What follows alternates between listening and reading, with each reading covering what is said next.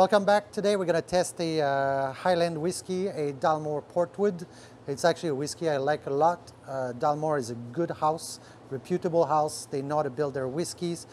For the longest time, they only had 12 years on the shelf, and maybe in the last 20 years, they expanded their collection to a 15 and 18, and also try to do some NAS, non-age specifics, like the cigar malt, the Port Wood, and the King Alexander, which is pretty much the top of their affordable line. Let's open this up and see what goes on in here. There you go. I'll just bring this a little bit closer so you can see. It's a little bit more ambered. It's not as, yeah, it's ambered, has a good color. That's because of the port cask or the sherry cask. It gives more color and more smell as well. There you go. This actually, this is 46.5%, so it's not too hard on the nose. The alcohol content is reasonable. Smells like dry fruit. Smells like Christmas. A lot of dry, you know, dry fruit cake. Yeah, that's what it smells like. Let's try it.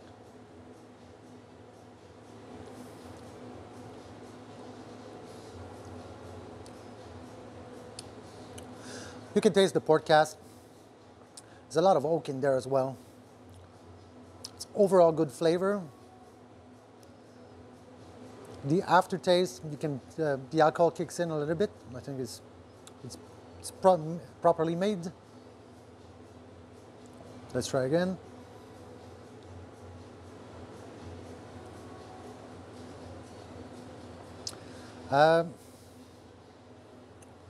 Yeah, there's a bit of orange in there. It's pretty sweet. I would say that it's not very oily. I would have liked it to be a little bit more oily than this. More oily, sorry. It's a bit dry at the end as well. This is a $60 bottle. It's mid-range for this company, for this distillery. Overall, it's a great, great taste. Listen, if somebody puts this bottle in a wedding on the middle of the table, it's a good bottle. There's no shame in it. I'm just a little bit picky because I get to taste a lot of whiskeys, right? I have like 180 in my restaurant and 300 in my house. So I'm close to 500 bottles of whiskey. You can taste the port. I think what happens in this, right? I think it comes in from a 30-year-old port cask. You can taste the flavor. There's a lot of flavor in there, but it's a young whiskey.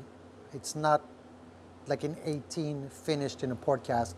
It's more like a 12, a 15, maybe even some 8 in younger stuff in there. I feel there's a lot of young stuff in there. I think they try to hide the fact that it's young with a lot of port finish in there. The reason why I say this, well, first, it's not very oily, and the second, the dryness, yeah, the dryness, and you can taste the American oak. There's a lot of oak in there, which means that it's been mostly sitting in oak cask. And when a whiskey is young and it's sitting in an oak cask, then it gets very, if it doesn't mature for long enough, right, you're gonna get like a little bit like raw wood taste, not a like an old wood taste, like a more deep, more velouté, we would say.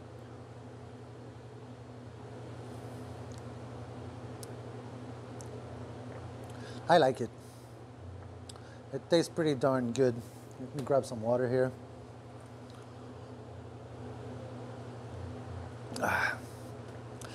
Yeah, I think the casks for this are, I think they're port. Wait, they're made in W.J. Graham. Yeah.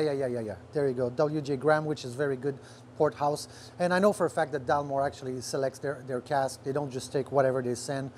They'll go out there, they go and they mark some casks that they want, and then they choose these one to mature their whiskeys. So it's actually, you know, they do things right. You know, some whiskey is very subjective. Some things you like, some things you like less. So like for me, I like this one. The 15 is something I don't really enjoy. I'll review it later. And the 12, I think the 12 is better than the 15, but that's me, my preferences. The King Alexander is top of the line, of course. The cigar malt, we'll do a review on this because it's a little bit more special. It's another NAS, and yeah, it's very different than anything else I've ever had. So I did this one today because of the port finish. Like, it's a very, very strong port finish. I think it's a very interesting bottle. if you drink like a lot of whiskey and you get bored with whatever, give a shot to this. I think you're going to enjoy it. And if you don't, well, give it to somebody. I think you're going to enjoy it. You know, it's if you like something on the sweet side with a wine finish or a strong wine finish, I think it's a great bottle to do that.